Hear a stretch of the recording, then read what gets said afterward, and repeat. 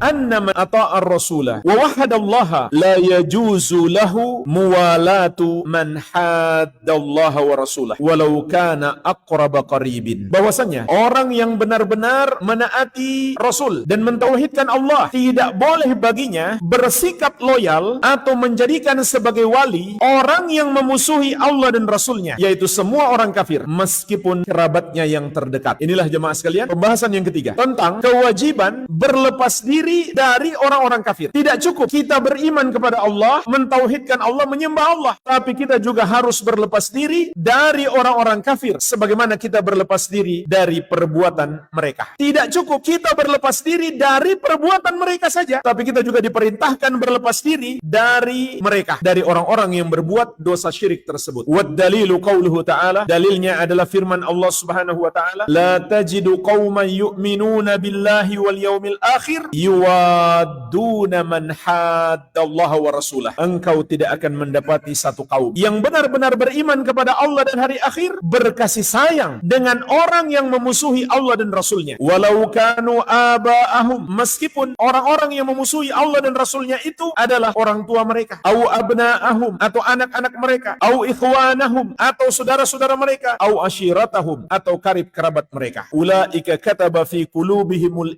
iman wa ayyadahum biruhim min. Maka orang-orang yang berlepas diri dari orang-orang kafir itu adalah mereka yang Allah tetapkan keimanan di hati mereka dan Allah dukung mereka dengan pertolongan darinya. Wa yudkhiluhum jannatin tajri min tahtihal anhar khalidina fiha, dan Allah akan memasukkan mereka ke dalam surga-surga yang mengalir di bawahnya sungai-sungai, mereka kekal di dalamnya. Radhiyallahu anhum wa radu an, Allah meridhai mereka dan mereka pun ridho kepada Allah. Ulaika hizbullah, mereka itulah golongan Allah. Ala inna hizballahi humul muflihun, ketahuilah sesungguhnya golongan Allah itulah orang-orang yang akan beruntung, yang menang. Surat Al-Mujadalah ayat ke-22. Jadi jemaah sekalian, ayat ini menegaskan kepada kita sifat orang-orang beriman adalah berlepas diri dari orang-orang kafir. Terlebih lagi, orang-orang kafir yang memusuhi Islam dan memerangi umat Islam, maka kita harus berlepas diri dari mereka secara totalitas. Kita benci kepada mereka, kita marah kepada mereka, kita tidak boleh mencintai mereka, apalagi membantu mereka dalam memerangi umat Islam. Dan ini bisa sampai pada tingkat membatalkan keimanan. Ulama menjelaskan, orang yang bersikap loyal kepada orang kafir ada dua tingkatan. Tingkatan yang pertama, yang membatalkan keimanannya. Artinya, dia bukan lagi muslim karena loyalitasnya kepada orang kafir. Kapan itu terjadi? Apabila sikap loyalnya kepada mereka karena dia menyetujui agama mereka, atau meridhoi kekufuran yang mereka lakukan, atau sebaliknya, dia membenci Islam atau tidak mau melihat Islam berjaya, maka dia memihak kepada orang-orang kafir. Maka dia murtad, dia bukan lagi seorang muslim. Sebagaimana juga Allah ingatkan di surat Al-Maidah ayat ke-51. Ya ayyuhalladzina amanu la tattakhidul yahuda wan nasara awliya ba'duhum awliya'u ba'd wa may yatawallahu minkum fa innahu minhum. Wahai orang-orang yang beriman, janganlah kamu menjadikan Yahudi dan Nasrani sebagai wali-walimu. Artinya sebagai orang yang kamu cintai, yang kamu dukung, yang kamu berikan loyalitas, atau kamu jadikan teman dekatmu, atau kamu angkat menjadi pejabat, atau kamu pilih menjadi pemimpin. Itu artinya menjadikan seseorang sebagai wali. Sebagian mereka, kata Allah, adalah wali bagi sebagian yang lain. Kemudian Allah memberi ancaman keras. Wa may yatawallahu minkum fa innahu minhum. Siapa di antara kalian yang bersikap loyal kepada mereka atau menjadikan mereka sebagai wali, dia bagian dari mereka. Jadi tidak main-main ancamannya sampai menyebabkan murtad, keluar dari Islam. Tingkatan yang kedua adalah tingkatan dosa besar. Apabila sikap loyal seorang muslim kepada orang kafir hanya karena sesuatu yang bersifat duniawi. Contoh, mengidolakan orang-orang kafir karena sepak bola, apalagi karena maksiat. Contoh apa? Para pencinta drakor mengidolakan para artis kafir karena senang dengan drakor. Maka ini adalah minimalnya dosa besar yang bisa menjadi pintu kepada kekafiran. Dan Rasulullah SAW memberi peringatan keras. Al-mar'u ma'aman ahabbah. Seseorang itu akan dibangkitkan di hari kiamat bersama dengan yang dia cintai. Na'udzubillah. Kalau seseorang mencintai orang kafir atau orang-orang fasik, dia terancam dibangkitkan di hari kiamat bersama mereka. Tetapi apabila yang kita cintai hanya orang-orang beriman, terutama Rasulullah SAW dan para sahabat, maka insya Allah kita akan dibangkitkan bersama mereka. Jadi ini persoalan serius. Kepada siapa kita mencintai, kepada siapa kita benci, ini persoalan serius. Sampai Nabi SAW pun bersabda, "Man ahabba lillah wa abghada lillah wa a'ta lillah wa mana'a lillah faqad istakmalal iman." Barang siapa mencintai karena Allah dan membenci karena Allah, memberi karena Allah dan menahan karena Allah, maka dia telah menyempurnakan keimanan. Jadi ini bagian dari keimanan yang sangat penting. Bersikap loyal kepada orang-orang yang beriman dan berlepas diri dari orang-orang kafir. Terlebih lagi orang-orang kafir yang memerangi umat Islam. Kalau orang kafir yang tidak memerangi umat Islam, kita masih diizinkan untuk berbuat baik kepada mereka dalam urusan dunia. Tapi hati tidak boleh condong dan mencintai mereka. Sebagaimana Allah ingatkan di surat Al-Mumtahanah ayat ke-8. La yanhakumullahu 'anil ladzina lam yuqatilukum fid din wa lam yukhrijukum min diyarikum an tabarruhum wa tuqsitu ilaihim innallaha yuhibbul muqsitin. Allah tidak melarang kalian untuk berbuat baik kepada orang-orang kafir yang tidak memerangi kalian karena agama kalian dan tidak mengusir kalian dari negeri kalian, dan Allah juga tidak melarang kalian berbuat adil kepada mereka. Sesungguhnya Allah mencintai orang-orang yang berbuat adil. Jadi orang kafir yang tidak memusuhi Islam, tidak pula memerangi kaum muslimin, masih Allah izinkan untuk kita berbuat baik kepada mereka. Berarti apabila mereka menunjukkan permusuhan kepada Islam dan memerangi kaum muslimin, tidak boleh kita berbuat baik kepada mereka, karena berarti mereka ingin perang dengan kita. Jawabannya adalah jihad, bukan dibalas dengan berbuat baik kepada mereka. Maka sungguh aneh kalau ada orang yang mengaku muslim lalu dia condong kepada Yahudi yang sedang membantai saudaranya sesama muslim di Palestina. Maka jemaah sekalian, tidak boleh sedikit pun kita loyal kepada orang-orang kafir, apalagi yang memerangi Islam dan kaum muslimin. Wajib kita berlepas diri dari mereka. Maka jemaah sekalian, toleransi itu adalah kita tidak zalim kepada mereka. Itu namanya toleransi. Kita tetap berlaku adil kepada mereka. Meskipun kita berlepas diri dari mereka, Allah melarang kita berbuat zalim kepada mereka. Bahkan termasuk juga toleransi, kita masih boleh berbuat baik kepada mereka dengan dua syarat. Pertama, hanya dalam urusan dunia, bukan mereka mau mengadakan kegiatan keagamaan mereka lalu kita bantu. Itu bukan menolong yang dibolehkan oleh syariat, karena itu berarti menolong dalam dosa. Tapi dalam urusan dunia, dia lapar kita kasih makan, kita kasih pinjaman duit juga boleh. Syarat yang kedua, dia bukan termasuk orang kafir yang memerangi Islam dan kaum muslimin.